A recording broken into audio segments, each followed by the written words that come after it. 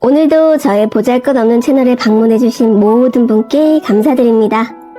사연 시작하겠습니다. 안녕하세요. 저는 이제 나이 72, 거창에서 포도농사 짓고 말 몇 마리 키우는 송한복이라고 합니다.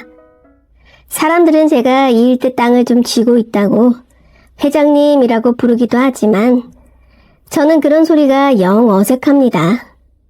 그냥 평생 흙만 쥐고 땀 흘려 산 늙은 농사꾼이거든요. 새벽 5시 눈을 뜨자마자 습관처럼 마당으로 나갔습니다. 서늘한 새벽 공기를 마시며 크게 기지개를 켰죠. 차고 한구석에는 작년에 아들내미가 억지로 사다 놓은 검은색 수입 자동차가 먼지를 덮어쓰고 있지만 저는 별 쓸 일도 없고 그쪽으로는 영 관심도 없고 특별할 거 없는 그냥 평범한 사람입니다. 제 진짜 발이 되어주는 건 따로 있어요. 20년 가까이 동네 구석구석을 누빈 낡은 짐 자전거입니다. 페달을 밟을 때마다 끼익끼익 소리가 나지만 이놈만큼 제 속도를 잘 맞춰주는 것도 없습니다. 제 건강에도 한몫 단단히 하는 놈이죠. 헛간에서 기름걸레를 가져와 체인에 기름칠을 쓱쓱 해주고는 곧장 텃밭으로 향했습니다. 이번 주에는 우리 똥강아지들이 오재. 혼잣말을 하며 호미를 집어들었습니다. 돌아오는 주말이 제 생일이거든요. 서울에서 대기업 다니는 아들이 손주를 데리고 고향으로 내려온다고 어젯밤에 전화를 했더라고요. 우리 손주들이 할아버지가 쪄주는 알감자를 어찌나 잘 먹는지. 그 입술 오물거리는 걸 생각하면 절로 웃음이 납니다. 허리를 굽혀 흙을 파내다 보니 어느새 바지춤이랑 장화에 진흙이 잔뜩 묻어버렸습니다. 손등에도 흙먼지가 소복하게 앉았죠. 대충 바지에 손을 쓱쓱 문질러 닦았습니다. 감자 한 바구니를 캐다 놓고 방으로 들어갔어요. 그리고 장롱 밑구석으로 손을 쑥 밀어넣었죠. 옳지, 여기 있네. 제 보물 1호, 묵직한 빨간 돼지 저금통입니다. 평소에 읍내시장 오가며 물건 사고 남은 100원짜리나 500원짜리 잔돈을 하나둘 모아둔 건데 두 손으로 들어보니 제법 묵직하더라고요. 흔들어 보니 뱃속이 꽉 차서 소리조차 둔탁하게 났습니다. 이 하리비가 이번에는 아주 빳빳한 새 돈으로 용돈 주마. 장판 바닥에 앉아 저금통을 쓰다듬었습니다. 요즘 애들은 휴대폰으로 돈을 쏜다 어쩐다 하던데 용돈은 뭐니뭐니 해도 신권이죠. 봉투에 빳빳한 5만원권 신권을 딱 접어놓고 하리비가 주는 거다 깎아서 먹으라 하며 손주들 손에 쥐어주는 그 맛이 있거든요. 돼지 저금통을 품에 안고 마당으로 나왔습니다. 작업복 차림 그대로 자전거 앞바구니에 저금통을 실었죠. 혹시라도 덜컹거리다 떨어질까봐 땀 닦던 수건으로 꼼꼼하게 덮어 묶었습니다. 자, 가보자. 힘차게 자전거 페달을 밟았습니다. 거창 읍내로 나가는 길, 아침 햇살이 포도밭 위로 쫙 깔리는데 어찌나 기분이 좋던지 콧노래가 절로 나오더라고요. 읍내에 있는 지역 조합은행 본점 앞에 도착했습니다. 한 달 내내 공사를 하더니 며칠 전에 리모델링을 싹 끝냈다고 하더라고요. 이제 보니 낡았던 간판은 어디 가고 입구부터 번쩍번쩍한 통유리에 대리석이 깔려 있었습니다. 아이고, 이거 짓는데 돈 좀 줬겠구만. 저는 자전거를 입구 옆 화단 구석에 조심스럽게 바짝 붙여 세웠습니다. 혹시라도 남들 지나다니는데 방해가 될까봐 앞바퀴를 일자로 반듯하게 맞춰뒀죠. 그리고 바구니에서 묵직한 빨간 돼지 저금통을 꺼내 품에 안으려던 참이었습니다. 갑자기 등 뒤에서 날카로운 자동차 경적 소리가 빵 하고 울렸습니다. 저는 깜짝 놀라 어깨를 움츠리며 뒤를 돌아보는데 광이 번쩍번쩍 나는 검은색 승용차 한 대가 제 자전거를 스칠 듯이 바짝 붙어 서더라고요. 차문이 벌컥 열리더니 머리에 기름을 잔뜩 바르고 고급 정장을 빼입은 젊은 남자가 내렸습니다.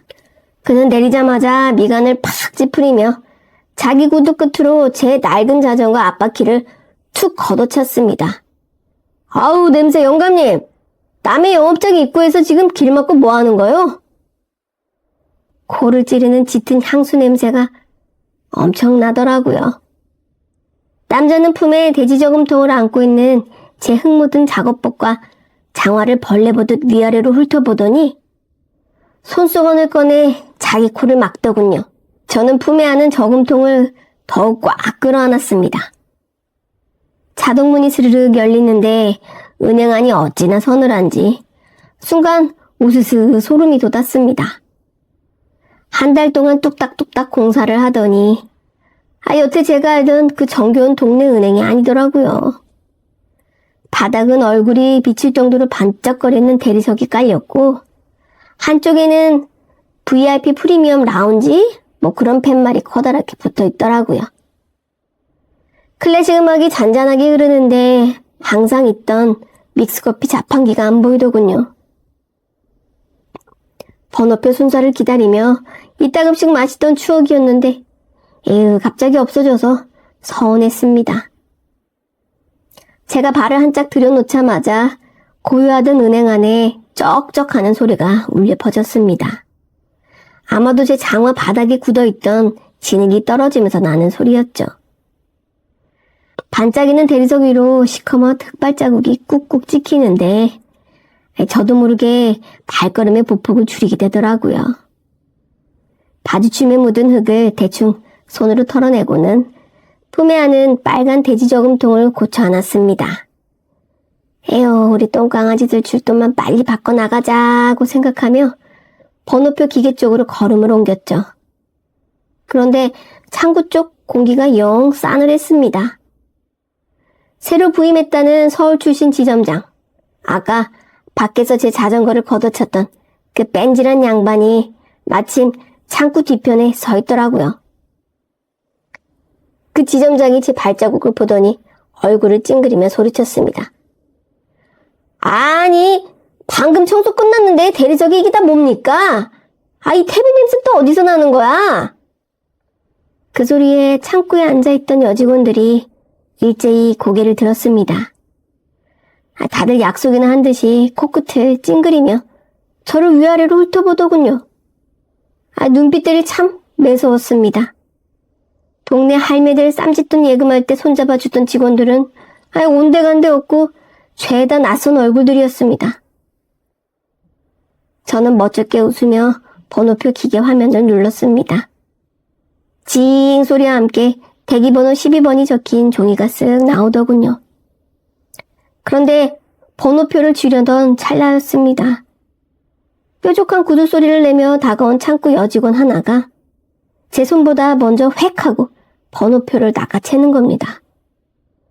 여직원은 두 손가락으로 번호표를 집어들더니 마치 더러운 휴지 조각 버리듯 기계 옆 쓰레기통에 툭 던져버렸습니다. 저기요 아가씨, 네 아직 표도 안 줬는데 와 그래요? 제가 당황해서 묻자 여직원은 제품에 안긴 돼지 저금통을 턱짓으로 까닥 가리켰습니다. 할아버지, 그 흙 묻은 옷 입고 돌아다니시면 어떡해요? 여기 VIP 손님들 오시는 곳이에요. 그리고 보안이 동전 밖으로 오신 것 같은데 저희 좀 이제 이런 푼돈 교환 업무 안 받거든요. 말투에서 냉기가 뿜어져 나왔습니다. 주변을 둘러보니 소파에 앉아있던 말끔한 차림의 손님 몇 명이 저를 보며 귓속말로 수근거리는 게 보였습니다. 귀밑이 확 달아오르더군요. 하지만 여기서 발길을 돌릴 수는 없었습니다. 이번 주말에 용돈을 기다릴 손주들 얼굴이 눈에 밟혔으니까요. 저는 헛기침을 한번 하고는 돼지 저금통을 받쳐든 발에 힘을 꽉 주었습니다. 동전 바꾸는 시간이 따로 있다 하면 내가 기다리리다. 우리 손주놈들이 주말에 오는데 할애비가 돼서 빳빳한 새돈 한 장은 쥐어줘야 안 하겠어. 저기 구석에 쪼그리고 앉아있을 테니. 제 말이 채 끝나기도 전이었습니다. 뒤에서 팔짱을 끼고 지켜보던 지점장이 성큼성큼 다가오더니 여직원을 밀쳐내고 제 앞을 딱 가로막는 겁니다. 짙은 향수 냄새가 제 코를 찌르는 순간 지점장의 입술이 열렸습니다.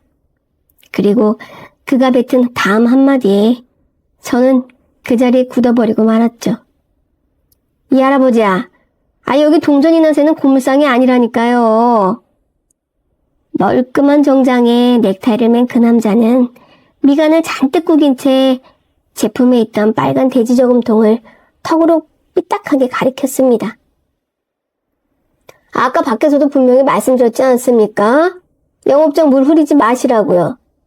보아하니 돼지 배 갈라서 동전 밖으로 오신 모양인데 저희 지점 이제 그런 교환 업무 안 보니까 다시는 오지 마세요. 여기 지금 흙 다 떨어지고 이게 뭡니까? 옷이나 깨끗한 걸 입고 오던지 어디서 누더기 같은 옷을 입고 와서는 기껏 동전이나 바꾼다니. 여러 말 할 거 없어요. 빨리 나가세요. 강대리, 이 할배 좀 치워. 그의 날선 목소리는 대리석 벽을 타고 쩌렁쩌렁 울렸습니다. 푹신한 소파에 앉아있던 사람들이 다들 흥미롭다는 듯 이쪽을 쳐다보더군요. 얼굴이 화끈거렸습니다. 저는 당황해서 헛기침을 두어 번 하고는 나도 모르게 한 발짝 뒤로 물러섰습니다. 명색이 은행인데 동전을 돈으로 안 바꿔주면 어쩌란 말이오. 내가 이 지점이랑 거래를 튼 지가 40년이 다 돼가는데 그럼 바꿀 만한 곳이 있으면 내 그리로 갈 테니 알려놔 주시오. 그건 옛날 나이가 빠진 조합은행 시절 얘기고요. 저희 지점 이번에 리모델링 하면서 프리미엄 라운지로 승격했습니다. VIP 고객님들 자산 관리하는 고급 지점이라고요. 할아버지처럼 냄새 풍기면서 10원짜리 짤짤이 들고 오시는 분들은 상대하는 곳이 그런 곳이 아니란 말입니다. 냄새라니. 아침에 손주들 쪄줄 감자캔 흙냄새를 두고 참 말을 섭섭하게 하더군요. 가슴 속에서 뜨거운 불길이 훅 치밀어 올랐지만 저는 장화 속 발가락에 힘을 꽉 주며 참았습니다. 일단 당장 주말에 서울서 내려올 손주들 생각에 어떻게든 새 돈을 쥐어가야 했거든요. 지점장 양반, 내가 공짜로 돈을 달라는 것도 아니고 내 돈 내고 새 돈으로 바꿔 가겠다는데 너무 빡빡하게 구는 거 아니요? 우리 강아지들이 해리비 용돈만 목 빠지게 기다려서 내 저기 구석에 찌그러져서 한가할 때까지 조용히 기다리리다. 저는 최대한 둥글게 웃어 보이며 다시 번호표 기계 쪽으로 걸음을 옮기려 했습니다. 하지만 지점장은 아예 두 팔을 벌려 제 앞을 꽉 막아섰습니다. 향수 냄새에 가려져 있던 그의 진짜 얼굴이 대놓고 짜증으로 일그러지기 시작했습니다. 이 할배 진짜 말이 안 통하네. 지금 저기 앉아 계신 분들 안 보이십니까? 다들 업다니 자산가들이시라고요. 할배 그 키키한 냄새 때문에 불쾌하시잖아요. 청원경찰! 여기 이분 좀 내보내세요. 지점장의 고함 소리에 입구 쪽에 서 있던 덩치 큰 젊은 경비원이 헐레벌떡 뛰어왔습니다. 은행은 순식간에 찬물을 끼얹은 듯 조용해졌고 사람들의 따가운 시선이 온통 제 낡은 작업복과 장화로 쏠렸습니다. 평생 남한테 해코지 한 번 안 하고 살았는데 무슨 하루아침에 전염병 환자나 진상 취객 취급을 받으니 손까지 떨리더군요. 내 발로 나갈 테니 내 몸에 손대지 마시오. 제가 경비원의 손을 단호하게 뿌리치며 쉰 목소리로 외쳤습니다. 이대로 모멸감을 안고 돌아서려는데 참담하고 억울한 마음에 저도 모르게 뼈있는 한마디가 튀어나왔습니다. 젊은 사람이 겉모습만 보고 일이 막대하는 거 아니요. 흙 흘리고 사는 사람 우습게 보다가 당신들 언젠가 이 흙 묻은 장어에 큰 코 다칠 날이 있을 거요. 제 말이 끝나기가 무섭게 지점장이 하! 하고 어이없다는 듯 헛웃음을 터뜨리더니 성큼성큼 제 코앞까지 턱 밑을 들이밀고 다가왔습니다. 큰 코 다쳐요? 참나. 나이 처먹었으면 곱게 늙으셔야지 어디서 막말이고 협박이야? 돼지 뱃속이나 챙겨서 당장 나가라고요. 그러더니 지점장의 거친 손길이 훅 하고 허공을 가르며 날아왔습니다. 번쩍이는 금시계를 찬 그 오만한 손이 향한 곳은 제가 두 팔로 애지중지 끌어안고 있던 묵직한 빨간 돼지 저금통이었습니다. 단단한 플라스틱이 깨지는 둔탁한 소리와 함께 제품에 있던 빨간 돼지 저금통이 허공을 날았습니다. 지점장의 거친 손등에 세게 채인 저금통은 번쩍이는 대리석 바닥에 사정없이 내동댕이 쳐졌습니다. 배가 쩍 갈라진 돼지 저금통 안에서 수천 개의 동전들이 폭포수처럼 쏟아져 나왔습니다. 100원짜리, 500원짜리, 그리고 까맣게 때 묻은 10원짜리 동전들까지. 제가 1년이 넘게 읍내 장터를 오가며 잔돈을 받을 때마다 취미삼아 하나둘 소중히 모아왔던 동전들이 대리석 바닥 위로 정신없이 굴러갔습니다. 어떤 동전은 VIP 대기석 소파 밑으로 기어들어갔고 어떤 건 지점장의 번쩍이는 구두 발끝에 부딪혀 멈춰섰습니다. 은행안은 쥐죽은 듯 조용해졌죠. 오로지 바닥을 구르는 동전 소리만이 메아리처럼 울렸습니다. 저는 빈손이 된 채 우두커니 서 있었어요. 숨이 막히고 눈앞이 하얗게 전멸되더군요. 아씨 진짜 더럽게 튀네. 뭔 동전이 이렇게 많아? 정적을 깬 건 지점장의 짜증 섞인 목소리였습니다. 그는 자기 구두코에 동전이 닿기라도 한 게 불쾌하다는 듯 바닥에 침을 뱉는 신용을 하더니 주머니에서 손수건을 꺼내 자기 손등을 벅벅 닦아냈습니다. 봤죠? 나가라고 좋게 말씀드릴 때 나가셨어야지. 청원경찰! 아줌마! 여기 빗자루 좀 가져서 이 쓰레기들 싹 쓸어버려요. 냄새 배기 전에 빨리! 그의 호통에 소파에 앉아있던 사모님들이 입을 가리고 어머머! 하며 킥킥대는 소리가 들려왔습니다. 저는 천천히 바닥으로 시선을 내렸습니다. 쏟아진 건 단순한 새 조각들이 아니었어요. 우리 강아지들 손에 빳빳한 새돈을 쥐어주고 싶었던 제 설렘이었고 한 푼 두 푼 모아온 제 성실함이었습니다. 무릎 관절에서 뚜둑하는 소리가 났어요. 저는 굽은 무릎을 천천히 접어 바닥에 꿇어 앉았습니다. 그리고 흙먼지가 뽀얗게 앉은 거친 두 손으로 바닥에 흩어진 제 동전들을 하나씩 줍기 시작했습니다. 이 양반아. 그거 줍는다고 시간 끌지 말고 그냥 놔둬요. 청소 아주머니가 쓸어 담을 거니까. 뒤늦게 달려온 경비원이 저를 말리려 했지만 저는 아무 대답도 하지 않았습니다. 그저 묵묵히 손톱 밑에 때가 낀 뭉툭한 손가락으로 대리석 바닥을 더듬으며 100원짜리 하나, 500원짜리 하나 쥐어가며 제 작업복 바지 주머니에 쓸어 담았습니다. 무릎으로 바닥을 기어다니며 소파 밑에 굴러간 10원짜리까지 손을 뻗어 꺼냈죠. 이 할배 진짜 징글징글하네. 지점장은 제 머리 위에서 혀를 차며 비아냥거렸습니다. 바로 그때였습니다. 소파 밑 깊숙한 곳에 박힌 동전을 꺼내려 제가 상체를 바닥에 바짝 엎드린 순간이었습니다. 늘어난 제 작업복 안주머니에서 묵직한 무언가가 바닥으로 툭 하고 떨어졌습니다. 손때가 묻어 모서리가 다 달아빠진 오래된 갈색 가죽 지갑이었죠. 떨어지는 충격에 지갑이 반으로 벌어졌습니다. 그리고 그 안에서 까만색 플라스틱 카드 한 장과 2번 접힌 빳빳한 종이 한 장이 대리석 바닥 위로 미끄러지듯 빠져나왔습니다. 빛을 받아 반짝이는 그 까만 카드는 겉면에 큼지막한 황금색 독수리 문양이 박혀 있었고 그 아래는 더 블랙 VVIP라는 글자가 선명하게 새겨져 있었죠. 우리 조합은행 본점에서 전국에 딱 30명, 예치금 500억 이상인 사람에게만 발급해준다는 무제한 한도의 특별 카드였죠.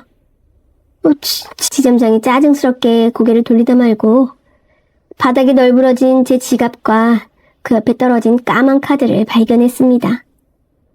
그리고 그 카드의 용도를 확인한 순간 언제나 빳빳하게 쳐들려 있던 그의 고개가 그대로 굳어버렸습니다. 부지점장의 얼굴은 이미 기겁한 얼굴이었죠. 결제 서류를 든 그의 손이 허공에서 갈 곳을 잃고 방황하고 있었습니다. 방금 전까지 제게 당장 나가라며 핏대를 세우던 지점장의 얼굴은 굳어 있었습니다. 그의 시선은 바닥에 덩그러니 떨어진 제 가죽 지갑, 그리고 그 옆에 삐져나온 까만색 VVIP 블랙카드에 단단히 못 박혀 있었죠. 방금 전까지 사람을 하대하던 눈이 이제는 믿을 수 없다는 듯 크게 흔들리고 있었습니다. 저는 그들의 시선 따위는 아랑곳하지 않았어요. 손을 뻗어 바닥에 떨어진 카드를 집어들었죠. 제 흙 묻은 엄지손가락으로 카드 표면에 묻은 먼지를 한번 쓱 닦아내고는 다시 지갑 안에 찔러 넣었습니다. 그리고 소파 밑 구석에 굴러간 마지막 10원짜리 동전 하나까지 기어코 찾아내서 제 작업복 주머니에 털어넣었죠. 주머니 속에서 동전들이 묵직하게 부딪히는 쇳소리가 나지막이 울렸습니다. 그제야 저는 꿇었던 무릎을 짚고 천천히 일어났습니다. 무릎 관절에서 다시 뚜둑 소리가 나더군요. 양손으로 바지춤에 묻은 먼지를 툭툭 털어냈습니다. 은행 안은 숨소리조차 들리지 않을 만큼 정적이 흐르고 있었어요. 어르신, 방금 그 카드... 쩌렁쩌렁 하던 지점장이 조심스럽게 한 발짝 다가오며 입을 뗐습니다. 아까의 그 목소리는 온데간데 없고 잔뜩 가래가 낀 듯한 쉰 목소리가 새어나오더군요. 하지만 저는 그 양반의 얼굴을 쳐다보지도 않았습니다. 대신 윗도리 안주머니를 뒤적여 모서리칠이 다 벗겨진 구형 폴더폰을 꺼냈죠. 폴더폰을 열고 익숙하게 단축번호 3번을 꾹 눌렀습니다. 신호음이 딱 2번 울리기도 전에 상대방이 전화를 받았어요. 본점 자산관리팀의 총괄 본부장이었죠. 아이고 회장님, 아침 일찍 어쩐 일이십니까? 하는 싹싹한 목소리가 흘러나왔습니다. 저는 은행천장을 한번 무심히 올려다보고는 낮고 단호한 목소리로 입을 열었습니다. 나다.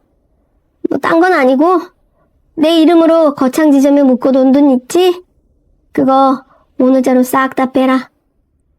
제 말이 떨어지기가 무섭게 전화기 너머에서 허둥거리며 숨을 들이키는 소리가 들렸습니다. 에? 회장님! 아니 갑자기 그게 무슨 거창지점 예치금이면 펀드랑 정기예금 다 합쳐서 대략 500억이 넘어가는데요? 그걸 갑자기 다 빼시겠다뇨? 혹시 무슨 문제라도? 문제가 생겼지. 아주 큰 문제야. 내가 여기 동전을 좀 바꾸러 왔는데 냄새 난다고 쫓아내더구나. 내 돈이 여기 더 있다가는 동전 썩는 냄새가 지점 전체에 진동할까봐. 안 되겠어. 잔말 말고 지금 당장 내가 말한 대로 처리해. 저는 대답도 듣지 않고 종료 버튼을 눌러버렸습니다. 폴더가 닫히는 탁 소리가 유난히 크게 울렸죠. 지점장의 얼굴은 이제 하얗게 질려 있었습니다. 그의 목을대가 크게 위아래로 움직이는 게 보였습니다. 그는 애써 입꼬리를 올려 억지 웃음을 지어 보이려 했죠. 에이, 어르신 농담도 참. 요즘 그런 가짜 블랙카드 인터넷에서 몇만 원이면 판다던데 저 겁주시려고. 그의 말이 채 끝나기도 전이었습니다. 창구 안쪽 지점장의 자리에 놓인 빨간색 직통 전화기가 미친 듯이 비명을 지르기 시작했습니다. 본점에서 지점장에게 다이렉트로 거는 비상 핫라인이었죠. 평소라면 한 달에 한 번 울릴까 말까한 그 전화벨 소리가 지금 마치 지점의 심장이 터져나가는 경고음처럼 온 은행 안을 날카롭게 찢어 발기고 있었습니다. 그 소리에 넋을 잃고 서 있던 지점장의 어깨가 크게 움찔했습니다. 그는 마치 뜨거운 거라도 만지듯 조심스럽게 다가가 수화기를 집어들었습니다. 네네, 거창 지점입니다. 수화기를 귀에 가져다 대기도 전이었습니다. 전화기 너머에서 벼락 같은 고함 소리가 쏟아져 나왔죠. 어찌나 목소리가 큰지 뚝 떨어져 서 있던 제 귀에까지 생생하게 들릴 정도였죠. 너 제정신이야? 당장 지금 무슨 짓을 저지른 건지 알기나 해? 방금 그 앞에 있는 송한복 회장님, 우리 조합은행 전체 예치금 1위 VVIP라고. 방금 회장님 계좌에서 500억 전액 인출 승인 떨어졌어. 너 하나 때문에 오늘부로 거창지점 셔터 내리게 생겼다고, 이 미친놈아! 수화기를 쥔 지점장의 손에서 스르륵 힘이 빠졌습니다. 수화기가 대리석 바닥으로 떨어져 대롱거렸죠. 그는 삐걱거리는 목각 인형처럼 고개를 천천히 돌려 저를 쳐다봤습니다. 아까까지만 해도 저를 벌레 보듯 내려다보는 그 눈동자는 이제 초점을 잃고 사방으로 흔들리고 있더군요. 식은땀이 나는지 겨드랑이가 짙은 파란색으로 흠뻑 적셔 있었습니다. 그 사이 창고 안쪽은 이미 완전 아수라장이 되었습니다. 제 번호표를 쓰레기통에 던졌던 여직원이 제 계좌를 조회해 봤는지 모니터를 가리키며 입을 틀어막고 주저앉아 버렸습니다. 0이 끝없이 이어진 잔고 숫자를 아마 두 눈으로 직접 확인한 모양이었습니다. 저는 소파에 앉아 계시던 아주머니의 발을 한쪽으로 치워주실 것을 정중히 요청한 뒤 그 밑에 있던 마지막 10원짜리 동전을 바지 주머니에 밀어넣고는 깨진 돼지저금통 조각들을 툭툭 발로 밀어 한쪽으로 치웠습니다. 그리고 뒤도 돌아보지 않고 자동문 쪽으로 걸음을 옮겼습니다. 회장님! 송 회장님! 뒤에서 갈라지는 목소리가 들렸습니다. 제가 은행 밖으로 나와 자전거 손잡이를 잡는 순간이었습니다. 자동문이 미쳐 다 열리기도 전에 지점장이 구두가 벗겨진지도 모른 채 양말바람으로 뛰쳐나왔습니다. 그리고는 털썩 제 낡은 짐자전거 앞바퀴를 두 팔로 와락 끌어안으며 바닥에 무릎을 꿇었습니다. 회장님, 제가 죽을 죄를 졌습니다. 제가 눈이 뼈도 단단히 뼈습니다. 미친놈이라 욕하셔도 됩니다. 한 번만, 딱 제발 한 번만 살려주십시오. 이대로 500억이 빠져나가면 저뿐만 아니라 우리 직원들 다 길거리에 나앉아야 될 판입니다. 아까는 제 장화에서 떨어지는 흙먼지도 불쾌하다며 손수건으로 손을 닦던 양반이 이제는 제 장화코에 얼굴을 비비적거리며 눈물 콧물을 쏟아내고 있었습니다. 번쩍이던 그의 정장바지 무릎은 이미 흙바닥에 쓸려 허옇게 먼지를 뒤집어 쓴 상태였죠. 저는 자전거 손잡이를 쥔 채 그의 정수리를 조용히 내려다봤습니다. 화를 내거나 소리를 지를 가치조차 느끼지 못했죠. 비키쇼, 여긴 뭐 동전이나 새는 그런 고물상이 아니라면서. 회장님, 우리 손주들 줄 새돈 밖으로 왔다가 돼지저금통만 깨먹었으니 말이오. 네, 읍내 마트라도 가서 동전을 지폐로 좀 바꿔야 쓰겠소. 길 막지 말고 비키란 말이오. 저는 담담한 목소리로 짧게 내뱉고는 자전거 앞바퀴를 안고 있는 그의 팔을 밀어냈습니다. 젊은 지점장은 맥없이 뒤로 나동그러졌습니다. 저는 삐걱거리는 안장에 올라타 천천히 페달을 밟았습니다. 등 뒤로 회장님 하고 쉰 목소리로 울부짖는 소리가 메아리 쳤지만 단 한 번도 고개를 돌리지 않았습니다. 그날 점심때가 막 지났을 무렵이었죠. 제 구형 폴더폰이 짧게 떨렸습니다. 액정을 열어보니 본점에서 보낸 문자 한 통이 와 있더군요. 거창지점 예치금 전액 인출 및 타행 이체 완료. 그 짧은 문장 하나로 대리석을 깔고 VIP 타령을 하던 그 조합은행 거창지점의 운명은 끝이 났습니다. 제가 자전거 페달을 밟고 읍내를 채 빠져나가기도 전에 지점 셔터가 반쯤 내려가고 임시 휴업 안내문이 붙었다고 하더라고요. 소문은 발 없는 말이 되어 거창 읍내를 휩쓸었습니다. 며칠 뒤에 읍내 종묘상에 비료를 사러 갔더니 종묘상 최 씨가 혀를 끌끌 차며 제게 귓속말을 하더군요. 어르신, 들으셨소? 그 외에 은행 새로 왔던 서울내기 지점장 말입니다. 위에서 난리가 나서 당일로 모가지가 날아갔다 하네요. 지점 말아먹은 책임을 지고 빚더미에 앉아서리 야반 도주하려던 걸 빚쟁이들이 잡아다 놨다 카대요. 마누라도 애들 데리고 친정으로 도망갔다 카고. 에휴, 사람 앞일 모르는 깁니다. 저는 말없이 비료포대만 자전거 바구니에 실었습니다. 고소하다거나 통쾌하다는 생각은 들지 않았어요.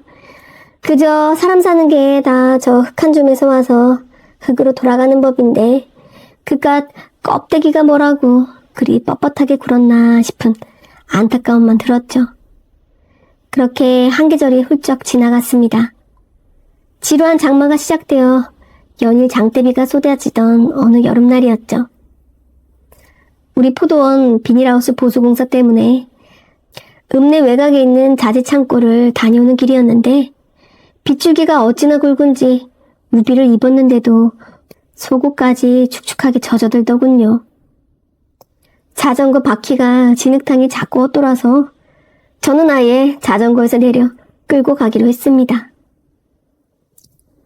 터덜터덜 걷다 보니 새로 들어서는 아파트 건설 현장 앞을 지나게 되었죠.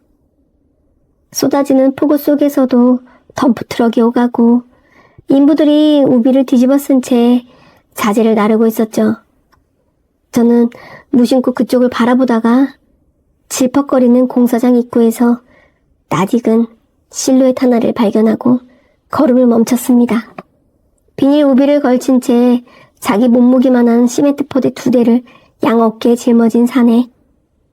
빗물인지 땀인지 모를 물줄기가 시커멓게 탄 얼굴을 타고 뚝뚝 떨어지고 있었습니다. 머리에 기름 잔뜩 바르고 정장을 입고 있던 은행 지점장, 바로 그 사내였습니다.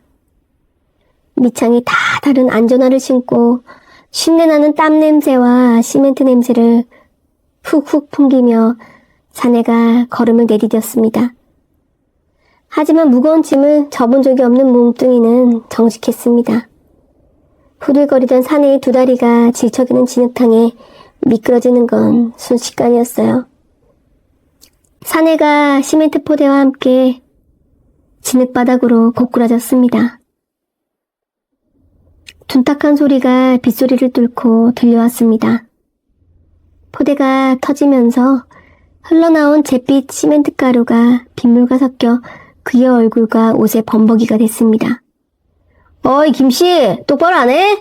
오늘 물량 다 못 맞추면 일단 국물도 없는 줄 알아. 멀리서 호통소리가 날아왔습니다. 사내는 진흙탕에 얼굴을 처박은 채 어깨를 들썩였습니다. 그는 2손으로 바닥을 짚고 일어나려 했지만 한 번 꺾인 다리에 힘이 들어가지 않는지 자꾸만 미끄러졌습니다.